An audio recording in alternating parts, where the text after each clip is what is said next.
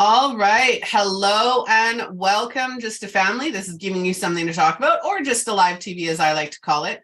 Today, we're going to be talking about want to be happy. Ask yourself these questions. Today, myself and my guest co-host discuss the most important questions you can ask yourself for a happier, healthier life. Our sponsor today, of course, is Phoenix Identity. It's time to start living for you. Join a Phoenix Identity today for your own clarity session. Link in the description. If you want to get in touch with myself or my guest speaker, please feel free. Links in the description of this episode. Get involved in the conversation, whether we're live or you're watching the replay. Get involved, comment. Let's get talking. So, Christelle, would you like to introduce yourself?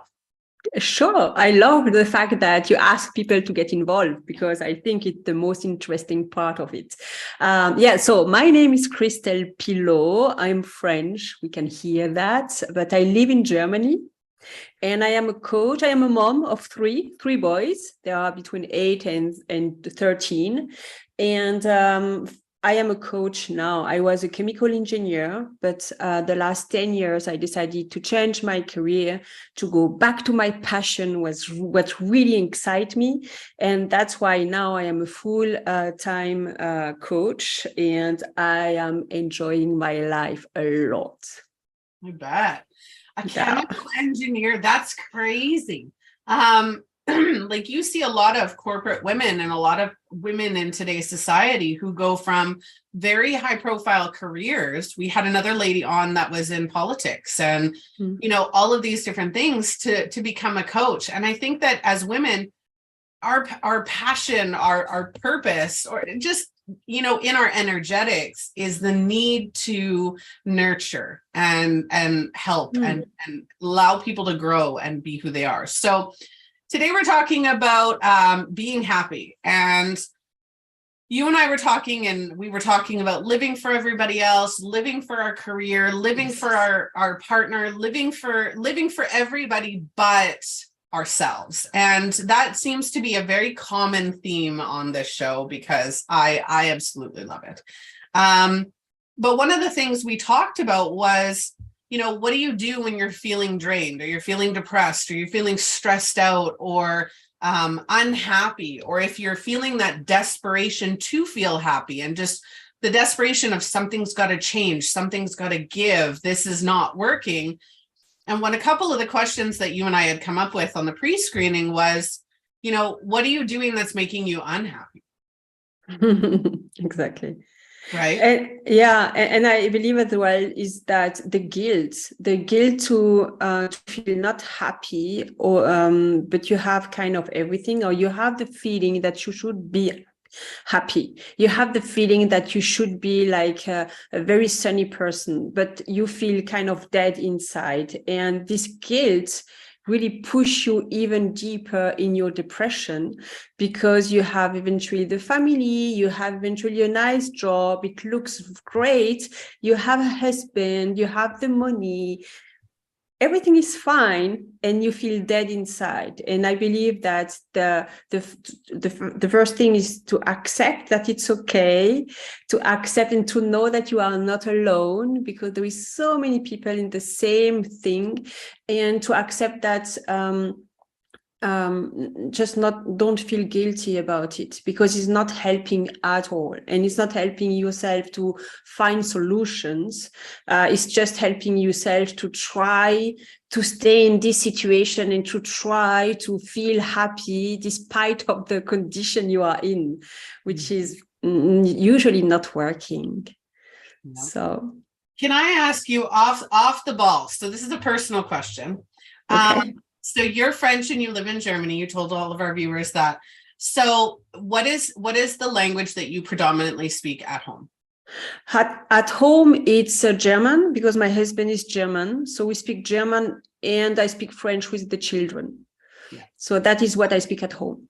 So when you get really angry, sorry, I have to ask, when you get really angry, what do you go right into French when you're angry and just start cursing in French? And When I get angry, so it's like now it's completely a mix of everything. Like it's sometimes it can be like one sentence in English, sometimes it can be like a flow of words in French, and like having a German word inside of it, because I have this mix of the three language all the time, and when I feel angry, so it's just not filtering properly my mind. So it's really like a bunch of words, and I cannot find my words, and then I'm feeling even more stressed out.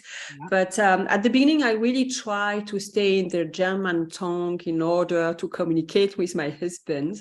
But now I just let the flow, I let just the words going out in order for the energy to go down. And after that, we can speak.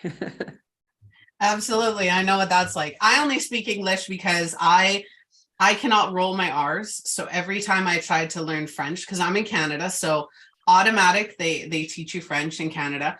I could never roll my R's. I had a tongue tie when I was born, so I don't have the ability to roll my R. And so it sounds funny when I try to speak any other language. I just butcher it because I can't. It's not safe. Anyway, getting back to our topic. So I love that you mentioned that one of the reasons I started my own coaching practice in the first place was because of situations that I had seen where high profile individuals were very unhappy, were not living to their highest potential, had everything, right? And I call this situational shaming. Okay. So, and I've mentioned this on the show before, everybody knows who the Kardashians are, whether you like them or not, everybody knows who the Kardashians are. So I'm watching, for some reason, I was scrolling through TV and I caught one of the premiere episodes of the Kardashians. And it was one of them was saying, you know, I have everything, but I'm not happy. And a lot of times in society, when somebody tells you they're not happy, you go, what do you have not to be happy about? You have this, you have that, you have the job, you have the partner, you have the kids, you have the house, you have money. You don't have the struggles that I have. And we make it about ourselves. Yes, exactly. And that's situational shaming. So going back, when you're feeling unhappy in your own life, there's something missing there for you, not for everybody else. That doesn't mean you have to take away everybody in your life or everything that you do. We talked about this the other day, is resentment.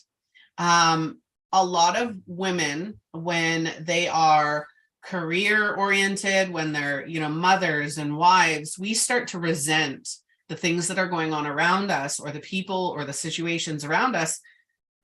You had a very high profile job, a very, very in-depth job, right? As a chemical engineer. And what ends up happening is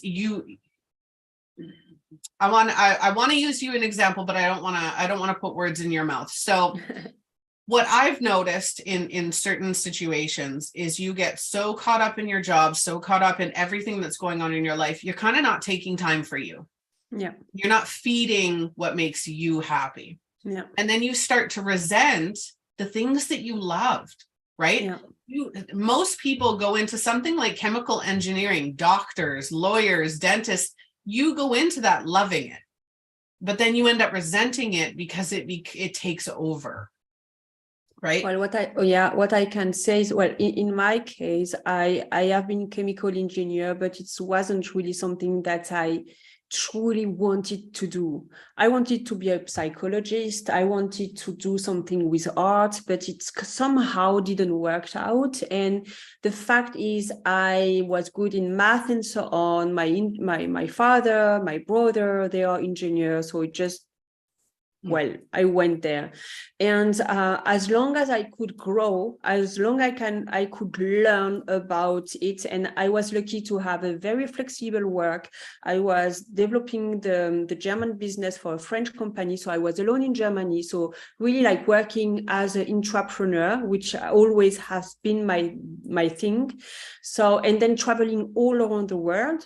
So I had a lot of things to learn, and I knew that I wasn't passionate about it, but I had so many part of it was interesting and was nurturing my will to grow and to learn and to discover, that it was fine. But I always told my mother, it's like, I'm doing that because I didn't find something else to do, and it's okay. But the fact is, at some point I couldn't grow anymore.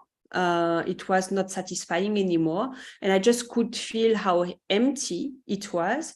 And at the same time, yes, I had already 2 children, and it was very demanding. My 2 first children are very close, and I was still traveling 50% of my time. So we were exhausted. So my husband as well, because he had to take care of the children, which was not really something that is thought doing it at the beginning. So he wanting me to work, but like a lot of people, sometimes they have an image in the mind, and he thought, so I want her to continue to work, but I don't want to take care of the children that much. and then we had kind of trouble there. And for me, at some point, was like, why should I put so much energy into a job that has nothing very interesting anymore? It's just doing money for the company, and that's it. And I'm struggling. So I am not the mom that I want to be. I am losing myself. I have no clue about who I am anymore. And I am losing my husband as well, because we were fighting a lot. And yeah, so at that moment, I thought, I really have to go back I have to find myself again. And it's your question, right? So I do believe that it's crucial for us to find back who we are, because when we feel lost, so we have leaks of energy everywhere, and it's so demanding to grow children and to be part of a functioning family, that if you are not functioning correctly, and you are a leader of the family anyway, maybe the leader, or anyway a leader of it, so you are not going to be able to give your best, and therefore you are not going to be able to give the best to your children, and your husband and the family, and what really matters to you. So that's why I do believe that the first step in order to feel happy, it's really to take time to find again who I am as a person, not as a mom, not as an employee, not other a wife. Yeah, but really as a person. Yep. What are my values? What kind of ideal life I would love to have? What kind of friends I love to have? So what kind of environment and so on. So I believe that's crucial, and we don't do it. So so all of my clients, it's always the same. So they don't know anymore. Mm-hmm. And that's why I'm an identity coach. Exactly. That's what it all comes down to, right? Who am I? What do I love? What makes me happy? What makes me unhappy? What can I do to make myself happy? And what matters to me, right? And we fill our days. Yes, I'm a wife. Yes, I'm a mother. Yes, I'm an entrepreneur. I love all of those things. Love them all. But they're not who I am. Mm-hmm. There's things that I love. They're people that I love. It's a part of my life that I love. It's part of your life. Me, right? And so finding that is absolutely and utterly the number one question, is who am I? For anybody watching or catching the replay, when you say to yourself, who am I? There's 2 parts to that. One, take a mirror, look in a mirror, or take a selfie and look at that picture. And I want you to picture what kind of things are you thinking about yourself? What kind of things are you saying about yourself when you're looking at yourself? And I want you to write those down, because those are indications of what your self-talk looks like, right? Then say, who am I? I can walk down the street, and if I ask somebody to tell me who they are, right? 99% of the time, I'm going to hear, I'm a wife, I'm a mother, I'm a father, I'm a son, I'm an engineer, I'm a mechanic, I'm whatever that looks like. You're going to tell me all your roles and titles, but you're not going to tell me that you're super passionate, that you love to go on hikes, that you love to jump in a bouncy castle with your kids, or you have an obsession with going to the fair. Whatever that looks like, that's what makes up your identity. Is the things that matter to you, the things that scare you, the things that make you passionate and engaged in life. So asking yourself those questions: who am I? What makes me happy? What makes me unhappy? Look at your everyday life and look at all the things that are going on and say, is this feeding my life, or is it bringing me down?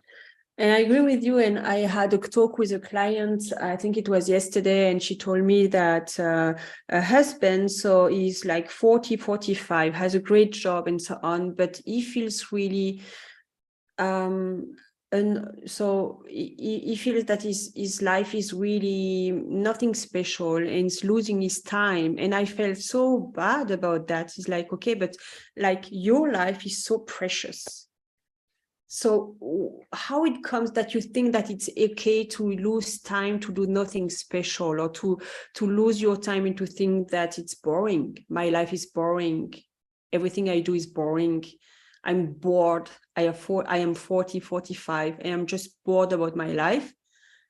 And I felt like, wow, but it's a shame. So he should do something, because he has so many years, and a life is something so precious. We should take care of that. Yeah. Life's not infinite. No. Right. We all have a mortality date, and that's a guarantee we all have, right? Is we're all going to die someday. We don't know when that's going to be. It could be tomorrow. It could be a month from now. It could be 50 years from now, 80 years from now. We don't know. And when you're spending life being unhappy, being unfulfilled, being bored, being indecisive and indirect, and not knowing where you're going or where you're coming from, or living in your past, you're wasting the time that you do have. And it's not going to come back. So the time that you wasted, so that's it. It's whoosh, it's over. Yep. And it's okay for anybody watching or catching the replay. It's okay wherever it is that you're at right now. It's okay. There is no shame, no blame, no guilt in where you're at right now. But you do have to make the decision. Is this the way I want my life to go? Am I happy? We're always in control of our own life. We just don't feel like it. Yeah. Right. And taking back your power, reclaiming your identity, right? And saying, who am I? So I last year I ate right before I left. So unfortunately it's not sitting well. Last year I rebranded my company, and I rebranded it as Phoenix Identity. And right before that, I went and I got matching tattoos with my oldest son. So my oldest son and I have a matching Phoenix tattoo. And I rebranded my company a Phoenix Identity. And the reason I did that was because a phoenix is always a phoenix. It does not change what it is. But if it doesn't like the way its life is going, if it gets bored, if it gets sick of its life, if it's, has any issues, what does it do? It burns itself to the ground. Exactly. And then start again. Yeah. And recreates it. But it doesn't recreate something different. It reclaims the fact, hey, I'm a phoenix. I'm just happier. It's like a reset. Yeah. I love the idea. I love the idea that we can have different resets in our life. So, and I believe that there is so many people thinking that it's not possible. So and like my husband told me at one time, I told him, oh, I want to change career. And he told me, you can't, it's not possible. You are an engineer. And I said, no, it's no problem. So I can do that. So I don't have any kind of problem just letting that go and starting something new. And then maybe it's going to work or not, but then I'm going to start something else. And so you always have the possibility to reset things. I do believe that we have to look at how to do that, to look at the stability and the security of the family, because we cannot do whatever we want. So we have to be a little bit responsible of what we do.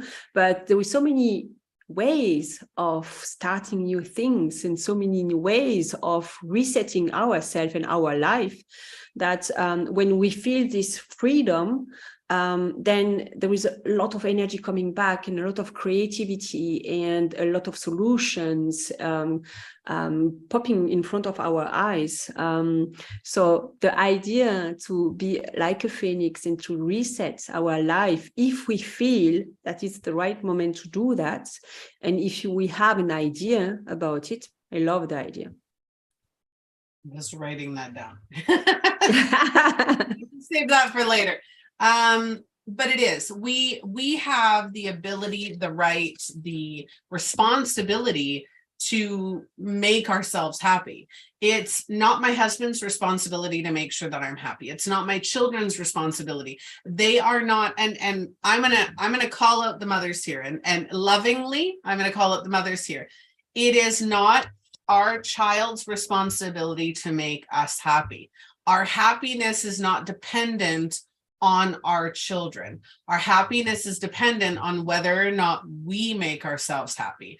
If our life makes ourselves happy, and we are the architects of that. We're all architects. We all have that ability to go, okay, you know, I'm going to start living for me. And if I start living for me, I'm going to teach my children to live for themselves. Exactly. It's what I wanted to say. My children how to be individuals, right? Yeah. I noticed that I kept saying to my kids, oh, you're just like your dad, or you're just like me. And it's like, yes, okay, you do take on traits of your parents, but you're you. What do you like? What do you enjoy? How, you know, what makes your day happy? And trying to teach them, think about it as a child, as an employee, as a parent, as an employer, as a partner. When we start to put ourselves first and start doing things that make us happy and making us, our mental and emotional health, a priority, everyone around us sees that and says, oh, wow, they're so much happier. Yeah. And what I believe as well is that it's our duty as parent, as mother, to work on our happiness. I do believe it's our duty to do that, because when we work on our happiness, because it's not easy to feel happy all the time. I do believe that it's a work. It's like having a good partnership. It's a lot of work to put into it. It's just not happening like that. I do believe that it's the same for happiness. So it's our duty as a parent. So it's really my statement for myself to do everything I can in order to feel happy. Because when I found the way to feel happy, I am a role model for my children. And I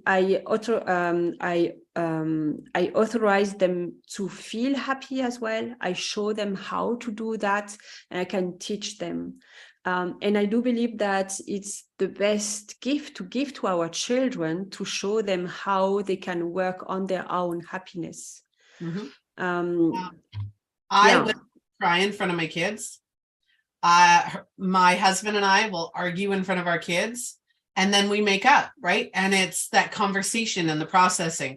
I make it a mission in my house to teach my kids how to process, because you're right, we can't be happy all the time. It does take work. I am an emotional and mental expert, and I'm not happy all the time. There are days where I just want to lie in bed and do absolutely nothing. And you know what I do those days? I lie in bed and do nothing. You do nothing. I need a break. So it's understanding that when we're not happy, when we're feeling unhappy, when we're feeling unaligned, confused, stuck, those are lessons. Those are nudges that go, hey, you know, maybe something needs to change. Maybe we need to add something in or take something out, or maybe we need to just do something a little differently to make it work better. right? And that's I think the key to these questions is, who am I? What can I do? What makes me happy? What doesn't make me happy? And we can do the big reset, or we can do little mini resets here and there, right? Where it's like, oh, okay, instead of unplugging, we all have internet, right? 99% of us have internet. If you have issues with your internet, what do? There's a button you can push to reset it quickly, or you can unplug it and do a hard reset, right? Just that little click and go, oh, it's time to do a little click and say, hey, what can I do today to make this a little bit easier on me, right? And just do those little soft resets.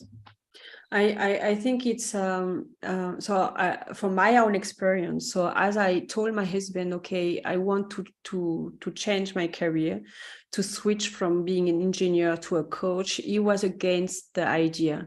So I wanted to do a quick reset. I wanted really to like, okay, I'm stopping and I'm starting something new, because I knew that it was sustainable. It was okay to do that, but it wasn't ready for him. It was, and we had a lot of discussion around that. For me, it was very frustrating because I needed his support and he wasn't able to give it to me. So it was a lot of inner fight, and with him as well during a few years, thinking that he was the bad person and I was the good one, which is completely false. So I could admit that afterwards.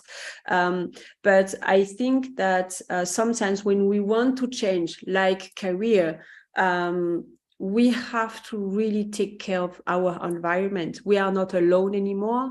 When we have a husband, when we have our children, so we really have indeed to, even if we want to be quicker, we have to take the environment with us. We have to build a team with us, and we have to follow the steps and to go baby steps after baby steps for our own path, but as well the path of the family, because they have to adapt as well. They never ask. So my husband never asked me to change my job. He had to go through the process with me. My husband is not an entrepreneur. He doesn't have this kind of spirit. So he was really afraid about that. I just pushed him in this with me without asking him. So because I said, I don't care now, I'm going to do whatever I want, because it's my only way to save myself and to save the whole situation. So I decided to go there. And then I had really to look at how to build a support, a team around me, and to have my family follow me in this new direction, in this change. And I believe that it goes with small steps, with small forth and back, and looking at the other around us as well. So it's not only us, it's not only our career, it's the life changing and the family dynamic changing as well. Absolutely. We're starting a new business here. I'm not going into detail with what it is, but my husband and I are starting a new business, and the whole family's gotten involved. Like I have 6 businesses and they've never gotten involved in those 6 businesses, but this 7, everybody's getting involved and everybody's excited about it, and everybody's giving ideas and input. And this business is going to be like a family business in a sense, because everybody's excited for it and everybody wants to put input into it. And it makes a huge difference when the whole family is involved in that. Not necessarily being a part of it. They're all supportive of my other businesses, but they have nothing really to do with them, where this one it's different, right? So it gives that identity and inclusion. That's what I'm looking for. It's more of that inclusion, right? And learning the difference. Now, if your partner isn't supportive, that's okay, right? Sometimes they just need an idea. Maybe they just need some time. But at the end of the day, you don't need their support. You do need to discuss it with them and try to get them involved. If they don't want to get involved, don't force it. But know that you don't need permission. But that's the thing. So I love that. So first of all, we don't need permission. Secondly, if they are not supporting, it's okay. Well, I know in my situation that I was desperate to have his support as well, because so it's not my country here, so I don't have like my people weren't here and so on. So I really needed him to be part of my story. I needed his support in order for me to feel better, but it was completely egoistic. It was really like I wasn't sure enough about my capability to do it, so I was seeking to his support. And at the moment I have seen that it's okay, because the first person that doesn't support me is myself. So I need to support myself first. And when I started to do that, I didn't need his support anymore that much. And I started to find another kind of support. So now I have a lot of friends, they have their own business as well, and we support each other. And after a while, my husband have seen that, wow, it's working. And wow, what I'm doing is really interesting. And now he's supporting, but it took a while.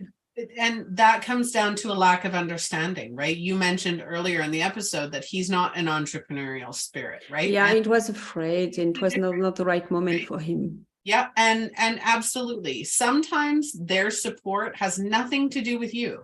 It is completely them. It's whether they understand it, whether they're comfortable with it, whether they have fear. We need, as a collective, we need to understand that other people's emotions or opinions have nothing really to do with us, but everything to do with themselves. So, all right. Is there anything else you'd like to add before we get going? No, I would say, so if someone look at us and is thinking about making change, about so having more team building at home with the family, or changing, moving, so definitely there is so many things to do, and baby steps are the best. When we feel afraid, it's really to do the first step. So just to put a comment in the chat, or to come back and to ask you or to ask me, that's the first step. And every step are not always difficult. Sometimes it's really nice, pleasant step. Sometimes it's a little bit more complicated, but baby step after baby step, we can do so many things. So it's what I would ask, or add. So just do baby steps. So something that is not too complicated to do, but that just push you in the right direction. Yep, absolutely. Even if it's just asking yourself, who am I? Yeah. Mm-hmm. All right. Well, if anybody would like to get a hold of either myself or Christelle, please make sure that you check out the links in the description of this episode. Check out our sponsor, Phoenix Identity. Go and get yourself a clarity session, and start that process, right? Start the process. Start the process. All right. If you'd like to be a guest speaker on the show, a guest blogger, or if you want to sponsor, or if you have a topic that you want to see featured, please make sure that you reach out to justalivetv.com. You can follow us among all of our social media and podcasting platforms. Thank you so much, Christelle, for joining me today. Thank you for having me with you today. All right. Well, to all of you, I hope you have a wonderful afternoon, morning, or evening, depending on when or where you're watching. I am Melissa Krechler. I can't even say my own name. Melissa Krechler, your host. I will see all of you on the next episode.